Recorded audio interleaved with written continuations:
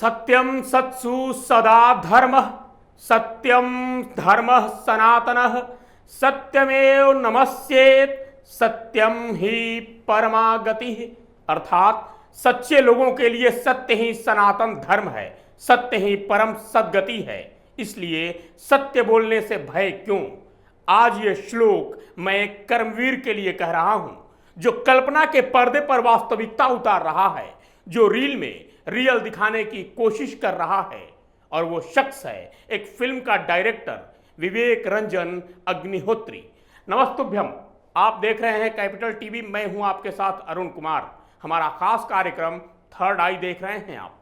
आपको बधाई, कश्मीर को बधाई, कश्मीरी हिंदुओं को बधाई, पूरे हिंदुस्तान और हिंदू सनातनी को बधाई। आपकी एक बड़ी जीत हुई है बॉम्बे हाई कोर्ट में। बॉम्बे हाई कोर्ट ने कश्मीरी हिंदुओं के कत्लेआम पर बनी फिल्म द कश्मीर फाइल्स की रिलीज पर रोक लगाने वाली याचिका को रद्द कर दिया है। इस याचिका को दायर करने वाला हुसैन सैयद कौन है? इस फिल्म में आखिर क्या दिखाया गया है कि जिहादी गैंग परेशान हो उठा है? इन जिहादियों की असली परेशानी क्या है, ये सब बताऊंगा। लेकिन पहले नजर डालते हैं खबर पर। 19 जनवरी 1990 का दिन कश्मीर ही नहीं पूरे हिंदुस्तान के लिए काला दिन था, जहां कश्मीरी हिंदुओं का नरसंहार किया गया था। उसी सच्ची कहानी को विवेक अग्निहोत्री 11 मार्च को पर्दे पर उतार रहे हैं। इसे लेकर बॉम्बे हाई कोर्ट में हुसैन सैयद की ओर से एक जनहित याचिका दायर की गई। याचिका में कहा गया कि फिल्म के ट्रेलर में मुस्लिमों को कश्मीरी पंडितों का नरसंहार करते हुए दिखाया गया है, जो मुस्लिम समाज की भावनाओं को आहत करने वाला है। हुसैन सैयद का दावा है कि पूरी फिल्म इस घटनाक्रम के एक ही पक्ष को दिखाती है, जो हिंदू समाज को आक्रोशित कर भड़का सकती है। इस याचिका में फिल्म की रिलीज रोकने के साथ साथ इसके ट्रेलर को भी यूट्यूब से हटाने की मांग की गई है। कहा गया है कि हिंदुओं को भड़कने के बाद पूरे देश में भारी हिंसा हो सकती है, जिससे जान माल की बड़ी क्षति होगी। याचिका में यह भी दावा किया गया है कि 5 राज्यों में चुनाव को देखते हुए राजनीतिक दल इस फिल्म का इस्तेमाल सांप्रदायिक हिंसा को बढ़ावा देने के लिए भी कर सकते हैं।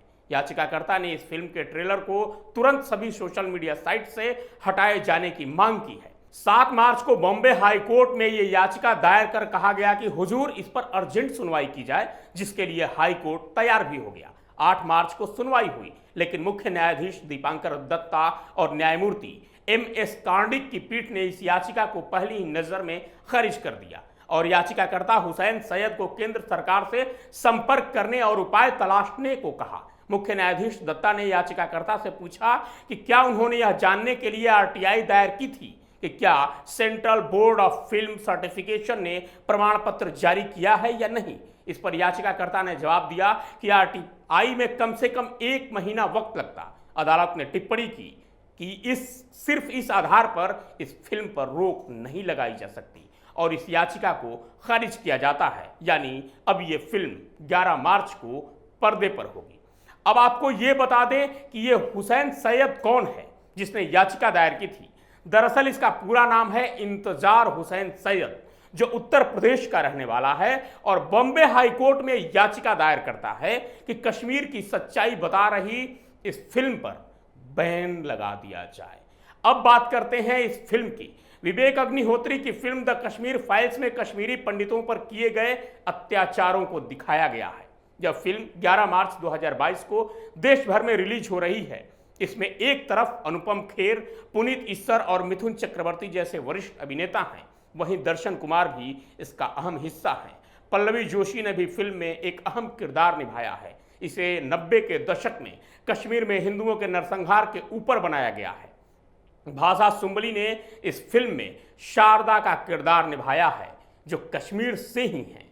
इस फिल्म का प्रीमियर देख रही कश्मीरी पंडित श्वेता ने सिर्फ प्रीमियर में पर्दे पर शारदा की चीखों को सुनकर कई रात सो नहीं पाई।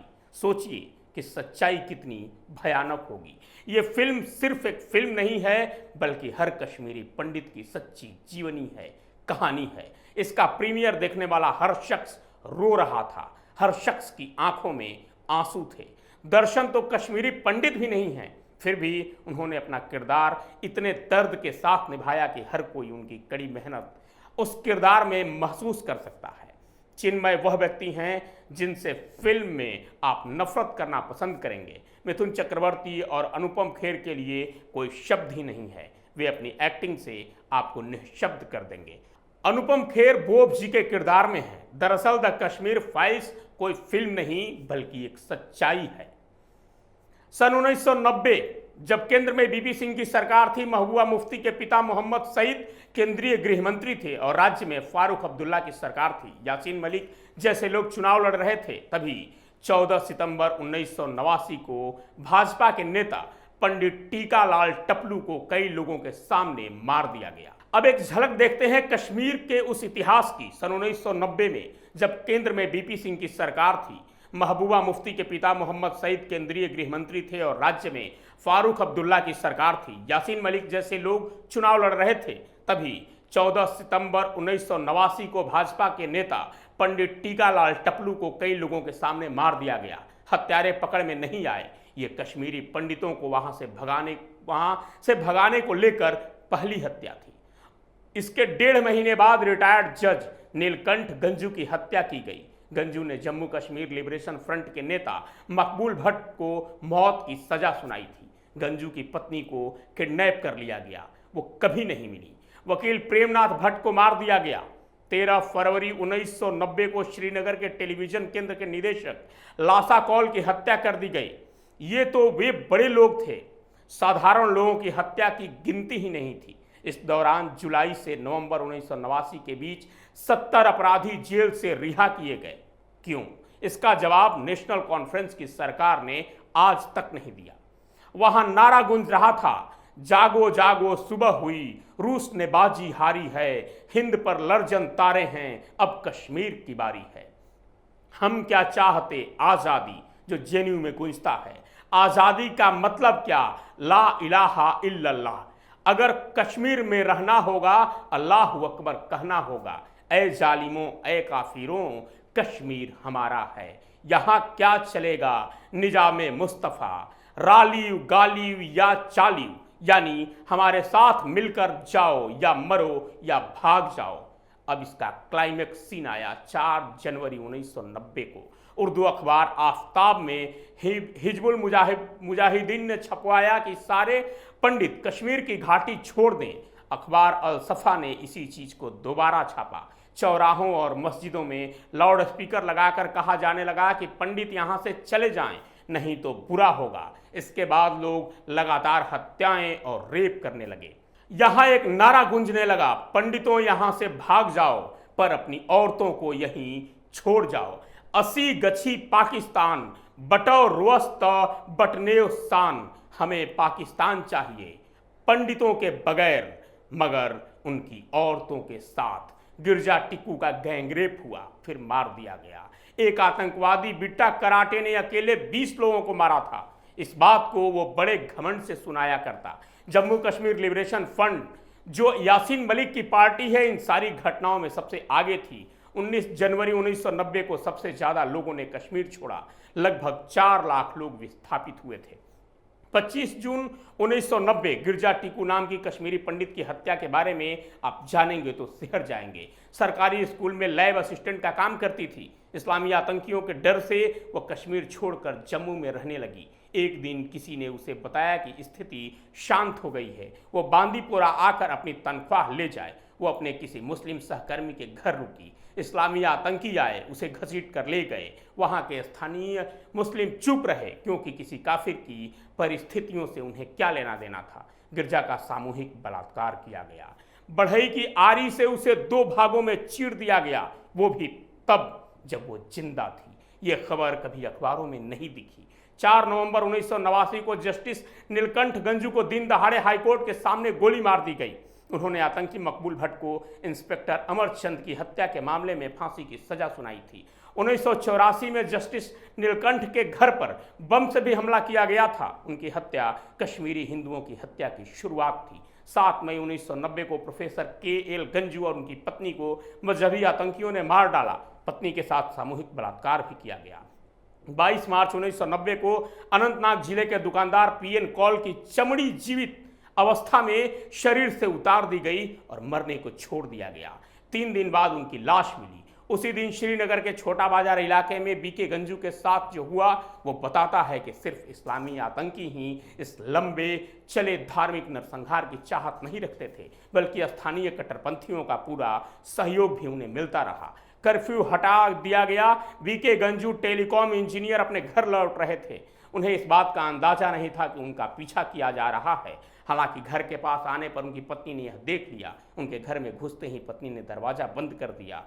दोनों ही घर के तीसरे फ्लोर पर चावल के बड़े डब्बों में छुप गए। आतंकियों ने छान मारा, वो नहीं मिले। जब वो लौटने लगे, यानी जब आतंकी लौटने लगे, तो पड़ोसियों ने उन मजहबी आतंकियों को वापस बुलाया और बताया कि वो चावल के डब्बे में छुपे हैं। आतंकियों ने उन्हें बाहर निकाला, गोलियां मारी, और जब खून चावल में बहकर मिलने लगा, तब जाते हुए आतंकियों ने कहा, इस चावल में खून को मिल जाने दो और अपने बच्चों को खाने देना। कितना स्वादिष्ट भोजन होगा उनके लिए। 12 फरवरी 1990 को तेज कृष्ण राजदान को उनके एक पुराने सहकर्मी ने पंजाब से छुट्टियों में उनके श्रीनगर आने पर भेंट की इच्छा जताई। दोनों लाल चौक की एक मिनी बस पर बैठे। रास्ते में मजहबी मित्र ने जेब से पिस्तौल निकाली और छाती में गोली मार दी। इतने पर भी वो नहीं रुका। उसने राजदान जी को घसीट कर बाहर किया और लोगों से बोला कि उन्हें लातों से मारें। फिर उनके पार्थिव शरीर को पूरी गली में घसीटा गया और नज़दीकी मस्जिद के सामने रख दिया गया,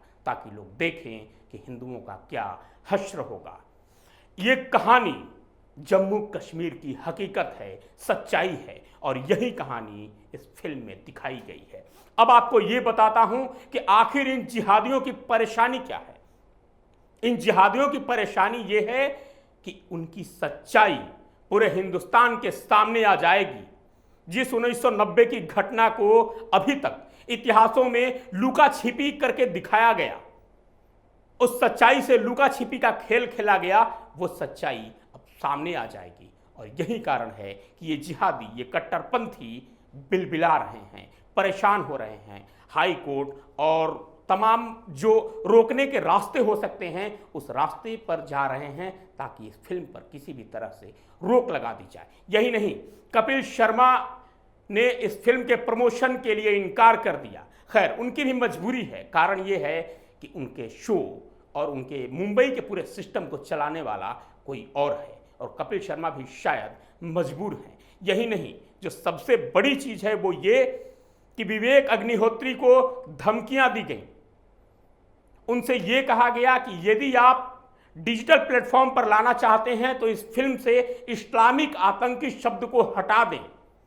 उन्होंने कहा कि नहीं, हम यदि इस्लामी आतंकी शब्द को हटा देंगे तो ये फिल्म मर जाएगी, इस फिल्म की आत्मा मर जाएगी, इस फिल्म की असलियत फिर से एक बार छिप जाएगी। हम सलाम करते हैं विवेक अग्निहोत्री को और उनके जज्बे को कि उन्होंने हिम्मत के साथ इस फिल्म में कश्मीर की सच्चाई को, जो 1947 से शुरू हुई और 1990 में इस पटकथा का क्लाइमेक्स आया था, उसी पूरी कहानी को वो लेकर के आ रहे हैं। हमें और आपको सबको 11 मार्च का इंतजार है कि द कश्मीर फाइल्स देखी जाए। और आपसे भी गुजारिश है कि आप इस फिल्म को एक बार जरूर देखें, ताकि आप समझ पाएं कि आपके साथ हुआ क्या है, वास्तविकता क्या है, और आपको बताया क्या जाता है। आज के थर्ड आई में इतना ही। कल फिर मिलूंगा किसी नए विषय और शोध के साथ। तब तक के लिए विदा।